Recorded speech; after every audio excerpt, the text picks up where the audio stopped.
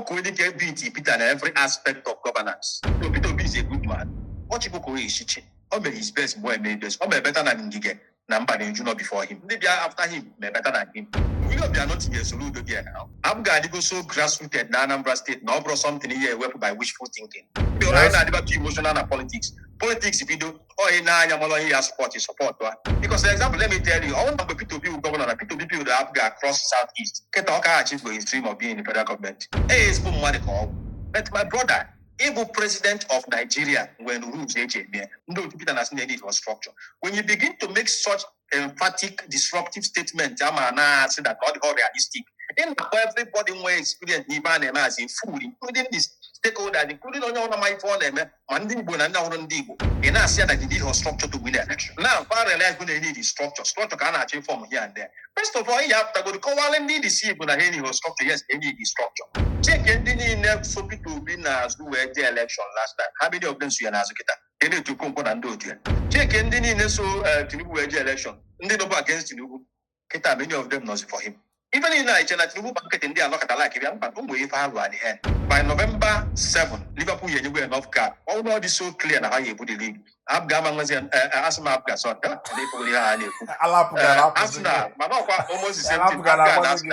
Arsenal was enough motivation in a second. That is my understanding of it. Yeah. Liverpool had taken the league. Among was enough motivation, able second. So that's where Chase will come up with. What I go. So when you want to know around, I will need to be close to car park. I will need to be close to Ebende Town now.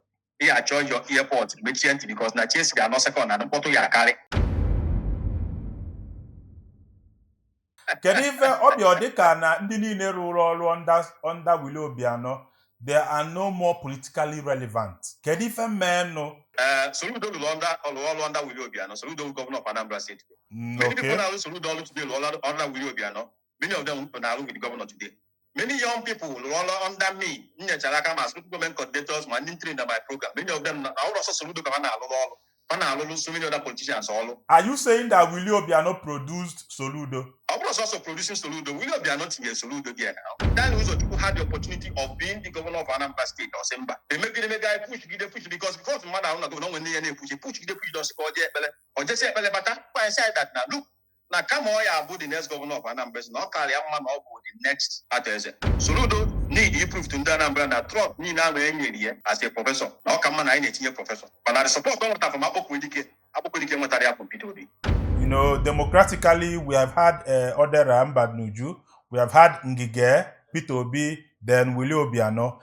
How would you rate Willie Obiano's government? Egasena government Willie Obiano has more impact than government Ososidi, which is government PTOB.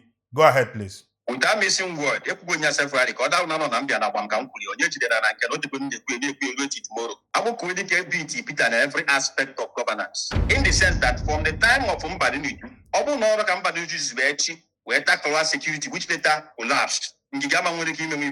So all time was in here can give us we have only experience from here, we handle here because of about which I ain't the story or must avoid wine. Then P2B better. The greatest thing the P2B was that Anambra State in the integrated development strategy. Which we focus on that. Okay, I have gone a government in the also keep doing everywhere. So P2B has and his own nature. Warrior very well. Carry many people along in his own way. You might beat him to that. But who's on the girl, for example, P2B man lovers in the end. So I will go advancement in that. I guess in Anambra City place. I will pretty better. I will get special thing in university locally, Peter, which should be a blessing to us. That is why we are praying that Soludo should do better than Apple Wedike. Soludo should do better than Indian Logo did before. Because somebody I book one marker, maybe my followers, we have to because that time why I was a problem. But Apple Wedike, but we go from everywhere, all campaign on 4 C's to continue to complete and commission the P2B. But now we have now because I know why we channel, but I leave it to you. We have to align minds, everything. For example, all promise no ya complete who's only in the P2B to go. And with more but the check here resources needed in who's only in the P2B complete cost 408 billion. Even I would know the highest number of roads around Anambra State. I think it had about 1,500 kilometers of road or so. If the Anambra Abu Kwedike with the first person in Anambra State in where signature project, legacy project here outlive you and I. In 177 communities plus 2, that's 179. Willie is working his part of like a time. What did you think about now? Where your target here? Your Tikuru Bamade and Nevazia, because you're not yet, you're guest, you're present today. So Willie is working what the slogan I give a ledger. I had a decade a project as Willie is working clinic or Willie is working radio station. No. I need just all caption, all team, I give a move. But how you just contact my concern to keep Willie working. Our activities will leave me an Anambra State better. What did you go in Southeast completely? Oh, yes. We take clear from the way we're carrying that time, get where I'm abandoned mother. How that person see from pressing phone at home to work in the government. In a queer study. How that person see from house by a government man of an hour politician. I'm abandoned money from the one I'm our politician. The only time I go can a politician when there's an election after I spent going to spend the about. 100 million spent at that place. I draw my until also while I want to on that was and Chalon, I gave me a malania. But I'm from 326 words. I hope I'm right. Yes. Then when coordinators na 326 words. So that time I knew politicians they put that time. I knew guy and see look. In Chongwa even a your word now. Wasn't there? Ngoloma was a PM, even a man and we are okay Kuna Johnson. We all come on the agenda market school. So the thing no longer but this can Mr. Fixing that because now man of her ban management man of her ban you Yajamenka Menka. Man and Boba to dollar, he joined us off the problem. Oh, do I go see baby that and when in the process can't you enter the greatest gift with an government of the government tomorrow when they equip over him. Back and we meet here, stand lose from standing. Every day, never motivation. If things Mutanakia, Amutana school, things Mutanakia, Mutana, so many other places. I think we're yellow mark and we change here, my purpose, we change everything. We'll be the Egaba. Stanley Uzochukwu, you worked with him very, very closely, and then the way you write about him, sometimes it can even pass off as if you're even worshiping this young man. To all my brothers in America, Europe, Asia, Africa, and across the globe, chetakwa na akuro uno, amalonye patalea. Think home, think Pine Leaf Estate and Properties Limited. Okwa ni fele ni nwela na ben nai. Secure a land and secure your future with Pine Leaf Estate and Properties Limited. Dalo. Do you think that Stanley Uzochukwu is a future governor of Anambra State? Well, I'm not interested in that. I'm not interested. Only on the platter, last fell only on the platter. All he needed that time was just to say that he's interested. Because I can tell you, and then when the plan, change is constant. Change is constant. You don't see him changing his mind. Type of change. For example, let me give you an example. I want to mad on a primary one where you normally go na chocolate, for example. On bonus from my school where I have chocolate. Not possible. Or something that go at level. Maybe no when they have maybe some of his boys or the inclination more interested in the sense okay. Cause support is the but some of them has always supported every government. Mbana took him investment number can Stanley be doing that in order to Agwoka. That place would be that in us one for call. I'm go no need that place. We put that place, we build that thing. They might give you that today now. Don't get it now as well. Government to go international conference center opposite. About need to man as at the time the young man of there. On what a single thing in that place, or milk or what I got need money or security for that place before in the general university. You think I see you with that. I agree. So all these things about acts of patriotism in the guy in there, and of course also Anambra, I didn't Stanley, and they Stanley. Now even I need you to because I'm not going to be I'll make a positive thing. I don't like you promote the positive things. But I do all means the just and criticize Nigeria or criticize Basolugo. Instead of criticize their some unpatriotic acts and they mad never citizens never Nigeria when negative because now, for example, somebody I made you to Liverpool, Liverpool, and all the passion. Never walk alone. Yeah. Anybody in there, I bring out all the positive, all the great singing because I want to they criticize him the few and the right. Then you should allow somebody sit to go down, feel money and them up, and they criticize everyone about us. What if you need the only evidence that the guy in there, on a them up, maybe Gbam. This guy, why every of his birthday or short down his business here. Unde mara na bata, mande one at no, mande also even in the oya bata that place, they will even aga. On Mele Anambra, or man at Jos, man Abuja, man at Utu Osimia. Unuwabonde lolo under Willie Obiano. Abia Oluko that. Or they can great politicians Obiano produce somebody like you now, you have admitted that somehow you became a failed politician because you tried politics, you did not succeed. I didn't admit that I'm a failed politician. But you I tried admitted it, that you did not I have succeed. never That means been you a failed. politician. You- I've never been a politician. But you tried to contest. The moment You were not clear. The moment India come the moment India come So far now, ịnwago ịnwala anwa. Biko bapụwazi ama anya wite anya nwata akwụkwọ ka na-agụ akwụkwọ ọ wite anya entrepreneur ọ bụrụ ife ame bapụ m anya onye Liverpool except in the Man U bapụ m asị onye Liverpool Liverpool. biko we can always collaborate udodi Dalo, since now Liverpool, what do you think will happen if we go to our new signings? What do you think about this season when it comes to Liverpool? ịma na onye maalụ mgbe anyị na-aya afọ ọsịsa ya nwe ya aghọta ife na-eme anyị nkịta mgbe anyị nwere Malamba anyị jee nene match asị na amantị ihe Liverpool match na anyị etinye nke Chelsea ọ nke ndị Man U ya aghọta ife na-eme nkịta so m na-ekwu ya otu a na-ekwu ya sọ dịka nwee pọs ọ bikos na mma ala na effort anyị mego wee nọrọ ebe anyị nọ so ọ bịawa ụmụ ya Liverpool dị ready to retain the season para challenge ịghọtago the only problem anyị nwere na ya mụrụ ma ọ bụ asị na ya agbakwa sekọnd ọzọ ka ọ bụ Chelsea ya agba sekọnd ịghọtago as for Man U ya try ịmana ha finish 15 last time so now with ha continue with Amorim na-aga ha ga-finish 20 in memory of Jota mana ọ na-afa change coach mana ha nwere ike gbagote ebe dịka ebe 10 or 11 these things are clear facts. I've made business analysis. I don't know with data. So I'm going to check from the indices. Even Abian. And we're plus or minus. But I might change the road to Liverpool. The problem they would have had was the effect of Jota's passing.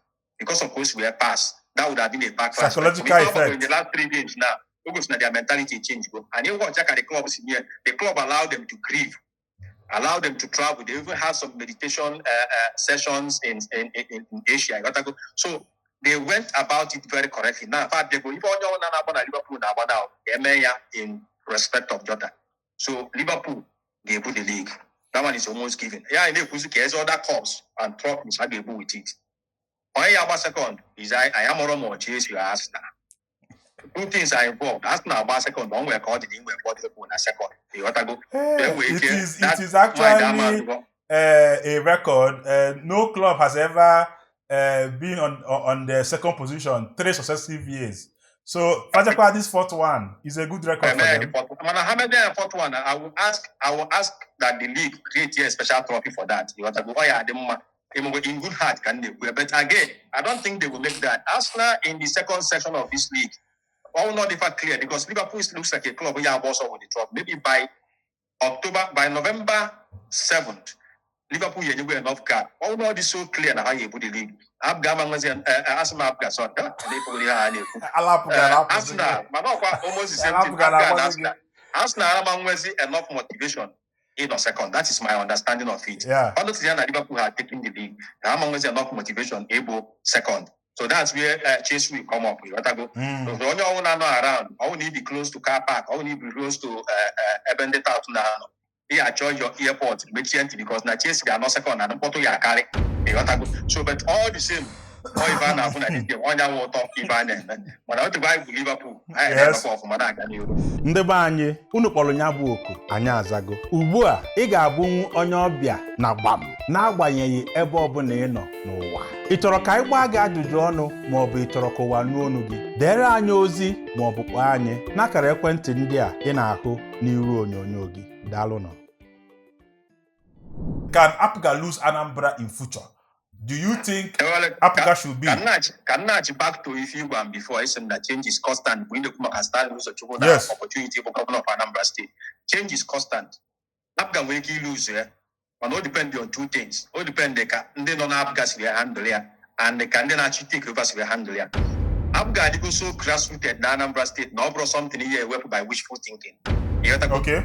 And not because not go long, not because now government not there be very successively successful. Yeah, okay. When they made for Kumadi or Banya inside. When's your election, for example? On Afghan they have them. Because I'm like Afghan, I was first of Afghan. I need for my shoe, my wristwatch and everything I decorating Afghan, my brand full time. Or now costing extra money. Naga. Or because I was image. a particular audience, a particular demographics, having their face, having the face of APGA. You got to go all part of branding. You got to go so by election, I have options. On back on appeal. And when election you join Labour Party or fight for it, and when we bomb na phone or choose other party, YPP and all these things. You got to go. As you move Colombia, Ifeanyi, blessed memory, also came into picture. So I have an opportunity of doing something else. But just like this question now came to me. Two things. What is involved to uproot it. It was even easier to do it for me to do it than somebody me as a governor because we are talking about people who might them and money for to make it go. They might be able to handle that with your muscle and stuff like that. But the second thing pattern you ever consider at all is that if I will not so well build, if I will not so well go to one now, they happy because my wife name up. My wife about one WhatsApp group, Momo about one WhatsApp group, and very CD and katakata no gasa. Pusia. Nkọta bụ ụlọ nsogbu ebe o. Nchọ ka mgbatụgo ụmụaka m. Nchọ ka mmesịba up. No. Also ebe a ka m nwere problem with Peter Obi.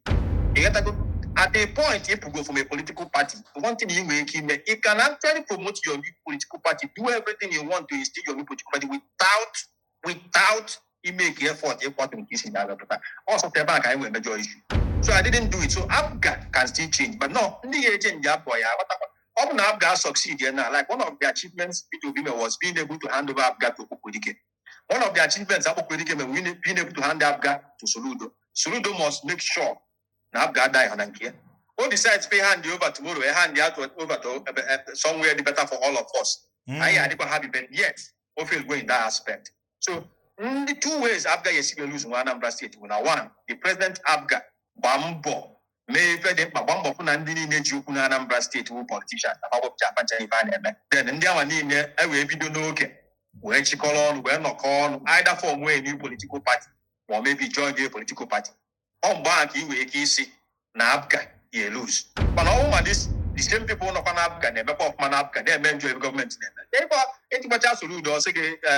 it's not broken, why men it? But the one on a village, you change APGA name for Yes. So the same thing. Open and the mother name of Malak and the child governor after Soludo video Peter Ababka, this really for them. The man Abga Kayano Padia. On open Abga Chokundi name because so and then among women on Hatch Kundi name and then they are among were from one other party. Or John Africa, no okay. I'll go doing the election, our election, do it. A Jetchipandia man upon other election usually. Or Chipandia man didn't first support on other election. Which Catando, you never got on the year's election, or without the election. Yes. The election and up guy as a party be rooted, Nipa name. No, if you don't get. And another thing I've got for now, he continue in also Anambra State. For example, Suludo with the second term, then if I plan women and couple political. Before the field, how come my friend and government? You want to go? Obido expansion. Because, for example, let me tell you, all number P2P will governor and P2P will have across Southeast. Ketoka achieve going stream of being in the federal government. Or rather, it would have been easier. But because not such Anambra State or work, and you might blame here as a human being, one opposite or not, or Marco is with another party, but it was no longer possible because standing on there, the group rooted.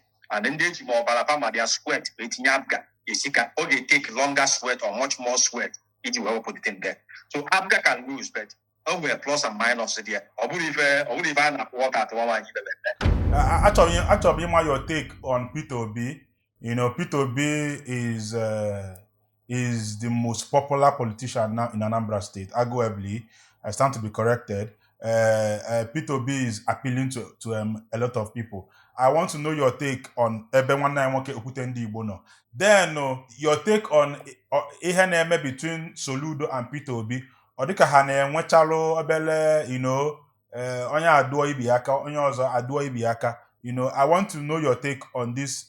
Both matters. Go ahead. Can be done at the last one. Okay. And on your own man, Peter, and I believe him than do it here.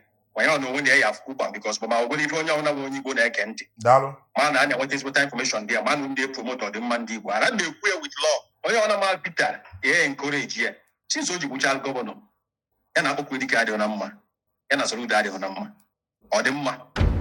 The back I gave you go to on the very first thing I forced go on. You got to go.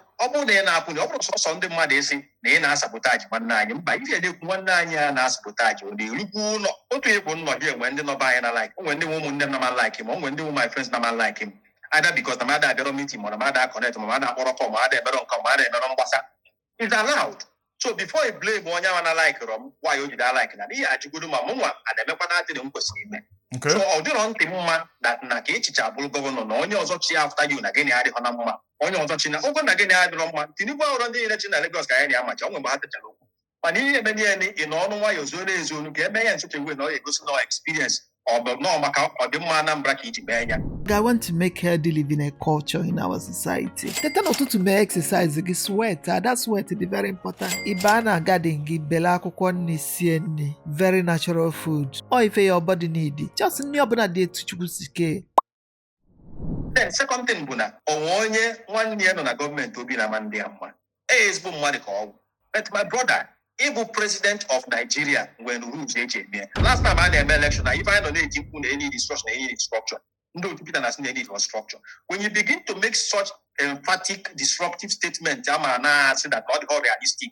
In everybody will experience Niban as a food, including this stakeholders, including on my phone, Manding Bunan, and I said that you need a structure to win the election. Now, parallel when they need is structure. Structure can achieve from here and there. First of all, you have to go to call and need to see when I need structure. Yes, they need the structure. But I'm going to be with politics. When you the good as if I say, look, Nayada go here. And Ayara is going to go here. Let's get it better. So my own concern about is that let's not just choose because Ayata was in Dibu. They don't go and ask for so much, but not because now I become a agent war.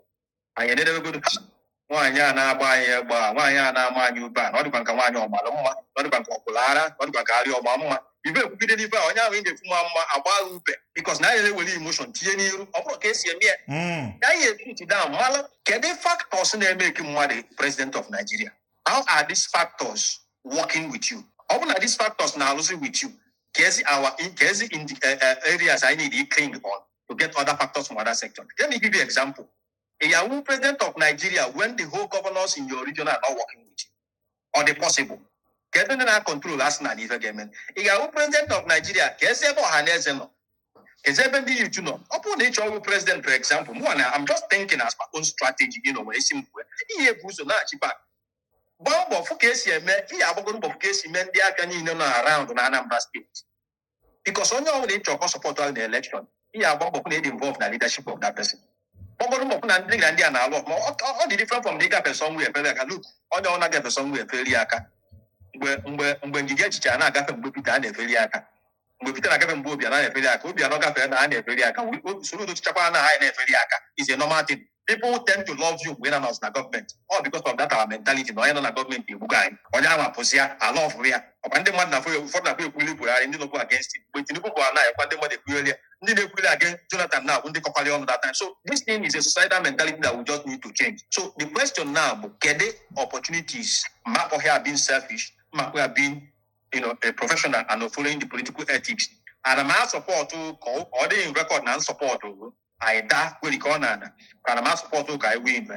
These are two things. So all this not support to go on. I had done. I might have a house going to buy the joke. I give you. On only after openly win the election. We need to check all these indices. Check here. Can you fight your election or your pass? Man can when you need somebody na can already insecurity or while also I see the parade the P2P. Everything planning can be. You got to go on the question. Ede buying Nigeria, and a Jew kind of emailing. Oh, not a Jew, I am Malama, oh, no Malcolm, I can now on Yaga, alcohol, I done a moga. Oh, not a Jew in the election, I did good no. The buy of Paganazo, all the Papa as Gagamarket. Check ending in so people be as who were the election last time. How many of them see an Azukita? They need to come and do it. Check ending in so to the election. They know against you. Kita, many of them knows for him. Even in Nigeria, the market in there, not like it, but don't wait for at the end. When you should take a post one time, call the other what they go to propose. Galma put in an element, say, when they are Balomba, when they are Yobiko. But the basic thing, Buna, Obuna, a job work, I just want to call up everybody. So Peter B is a good man. What you go is Shichi. Obe his best boy made this. Obe better than Ngige, number in Juno before him. But in the Noketa, maybe after him, may better than him. And all of ambition, the president. Oh yeah, there you mama one night will president. But I am as our airport. You want to go? I am here called the line one. Anyway, him then that sparked a lot of controversy. Publicly endorsing President Buhari, APC person, and when Bunuje Abuja, Mehe APC. Some people feel only have antipathy. Unu na apoga. And then you are endorsing. And then some people they feel that some of those things such an stay your image in the Anambra political space. And tell us, what was the aftermath? Unu Jefucha Buhari, such a picture. Well, you were singing his praises. Even in politics, the most important thing will be like my female, or like a female. I believe on also with the problem. If it's a well media and online reputation, he is manages even on such a. And because it has to do with me as a person, trying to manage even those such a. But I like him, the most important thing, I'm more that person don't have phone at my house. Well, pick it responsibly. Well, the wall in a government house, when was effective enough. Then you can even we the one opportunity in Abuja. Thanks to the same Stanley Aniagoh, thanks to the people now who Buhari all in Nanya for my even because that time there presentation for even then and one on Naya. Where they were for president. If on your own Nigeria, for example, no Anambra, when I come game the Nigeria, in the end, Duanya, enjoy gave a question concern here, or when they support, when you're support, or call is one boss, Ode madam see from no nothing. Where walk what with governor, where walk what to president in Aka. Or if young people need, and that's why I didn't go or change Ifeanyi. My concern was they are all lost. They are like lost souls. They miss go track of life because now Obo na move from Onyamu without a spoon, not even silver spoon, no without a mud spoon. I want to move from there and I'm able to work in the government house because I'm using my phone responsibly and from government house. But I was arranging my thing very well and I was able to meet the president. The concern of any progressive way, young person might phone and get can see me. Overall, I can support or somebody like or not like. If you are about too emotional and politics. Politics, if you do, support. If you're in America, that time I buy if you finish almost like I may finish my project. That I follow my option B. My option B was already there. When then I check out next governor Bata, Hanama Beloya governor Hasovia. My option B was now finished here. Some people know Yaga can say now finish here. All Nancho Ekobon can wear Pavego or social media account to Livego. On Pakongo, Motom Burundi, now some Ghana, now another place where my social media account cover Makikon and your followership. Economy and your followers, Facebook and Apple, but I told them that. And when life, I have planned, don't wear Ben Neja, and finish them. So I can Nigeria, I'm still building on that, I'm still working on that. So Bawan JJ president is a great achievement. I was also president of Nigeria Council, everything president of Ghana, everything president of Burundi. But all contact and what the contacts and network and especially my ability and skills to do what I'm doing. So that should be the concern of it. So the aftermath of it, so it is wrong for me I defend by myself. Even at the attacks I would have defended it. But because of my person, you must put your personal destiny behind and focus on Ifeanyi. On I today, you know, Gbam, I get them brain about email such thing. I would every day you make your challenges. If you come to me, let me lecture you on how to jump your challenges and achieve such a feat. Then to look on a part, and I'm feeling I'm going to put in the mail dust because I'm for history of before name, because I'm for opportunity for name, because I'm for going to as governor. Where reasons to endorse him or mother where you were. If I were you were, I come on in as support. Each I can Gbam in on one side, but we just support one, quite even not support lawyer, and your lawyer can't hear. That's how to reason. That's what we need to promote. Or whether I engineer them one. Yes. Inwere akọpụrụ iche ịchọ ka ụwa nọ. Inwere ife dị n'obi ịchọ ikwu Gbam. Inwere ife dị omimi ịchọ ka onye ọbụla malụ.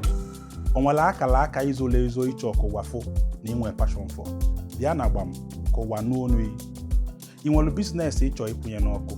Onwe product ịchọ ka o soro na Gbam. Ịchọ ka ife ị na-ele, ife ị na-eme na-aga as viral as Gbam. We are here for you. Contact the number on your screen. Gbam is the biggest Igbo interview in the world. Come and find out for yourself.